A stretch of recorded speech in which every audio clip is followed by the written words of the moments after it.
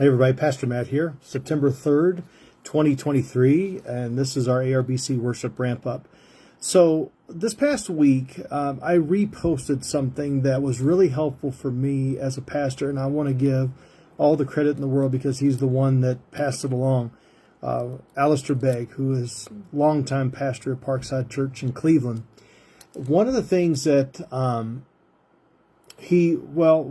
time I should say, he gave and has been giving pastors 4 tips to be able to help them in not only their sermon prep, but also their preaching as well.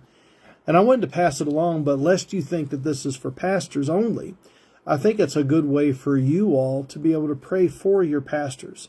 There has been a long time joke where it says, if you don't like the pastor you have, keep praying for him. And also, if you want him to become a better preacher, pray for him, but also do some prep beforehand. If you know what he's going to be preaching on, well, then read ahead. And you'd be surprised how much better he gets as a preacher. Well, one of the things that he tells us to do, and let me just say them all to you. Think yourself empty, write yourself clear, pray yourself hot, and then be yourself, don't preach yourself. I won't spend a lot of time on it because a lot of them are self-evident, but think yourself empty. So I have this little notebook. It's a little moleskin notebook. I have a lot of notebooks. There's a notebook that I have that I carry around with all the time. Here's one of the things, and I use these little field notes. I carry this with me all the time. I find if I write it down, I remember it better. But this little moleskin notebook, and what I do is I take this notebook, and when I get into the office on Tuesdays, I take Monday off. When I get into the office on Tuesdays, what I do is I open up the passage and I make every observation that I can come up with before I consult commentaries, every observation that I see in that particular passage. So like I'm doing Jude 1 and 2 this morning. Well, so I realize that there's Jude. Well, what does it say about Jude? Who is Jude? There are going to be times when you're writing that out, then and you're thinking yourself empty, and then you start doing that. Then you're going to realize there's some questions. Well, who is Jude? It doesn't say right there who Jude is. What does it mean to be a servant, etc., etc. So you write down every observation that you can see with what is self-evident in the text, and that's a way for you to think yourself empty. You have to capture those thoughts on a piece of paper. The next one is to write yourself clear. So as you're getting all of that stuff together, well, then you start writing your sermon. And you want to make sure that the groceries are on the bottom shelf. You're going to have people that are sitting here. Like I have people that are sitting in my congregation, that there's some that are in elementary school. There are some that never may have finished school and were very successful in business, but they may have never finished school. And I also have PhDs that are sitting in my congregation. You still have to make sure that the groceries are on the bottom shelf, because you can have a PhD in all sorts of things, but that doesn't mean that you have a PhD in understanding the things of God. So you have to make sure the groceries are on the bottom shelf and that you're writing yourself clear. Don't use a 5-syllable word when a 2-syllable word will do. Make sure that someone said something about like using Greek during a sermon, and I hope you all won't find what I'm getting ready to say offensive, but one of the things that one guy said was, Greek should be like underwear. It should be there for support, but no one needs to see it.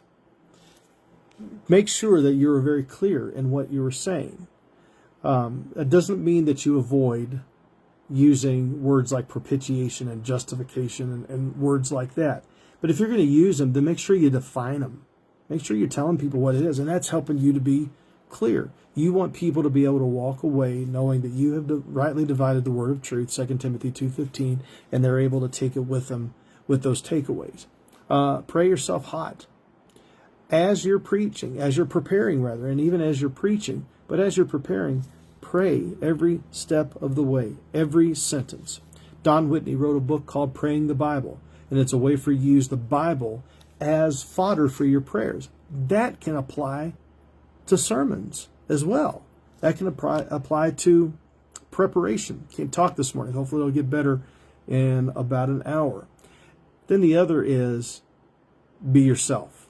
Don't preach yourself. So when I first got into preaching, I really admired two men. John MacArthur, who would go into deep, deep, deep, deep waters when preaching. And then I admired John Piper, who was so, and still is, at 77, so passionate. But when I would try to do that, I would come off as angry. And I would have dear friends come up to me, it's like, why are you so angry? Well, I was just trying to be passionate. But I was trying to be somebody else too. And I've done that in other parts of my life. It has never gone well when I've tried to be something other than God, who God made me to be and who God wired me to be. But that doesn't mean I preach myself, right? So like with illustrations, sometimes you may hear people make fun of their kids or make fun of somebody, or their friends or their spouse, make themselves look good. I've never found that to be very helpful. I've never liked that when I've been listening to it, because that's almost like you're preaching yourself. Whenever I use myself as an illustration, it's always when I do something silly. I like building people up. And I think getting back on track here is that we have to make sure that we're preaching Christ, not ourselves, but using the personality that God has given to us to be something. We shouldn't be something different in the pulpit than we are out of it. So, those are the four things. Think yourself empty, write yourself clear, pray yourself hot, be yourself, don't preach yourself. Now, how does that affect those of you that aren't preachers? That's how you can pray for your pastors.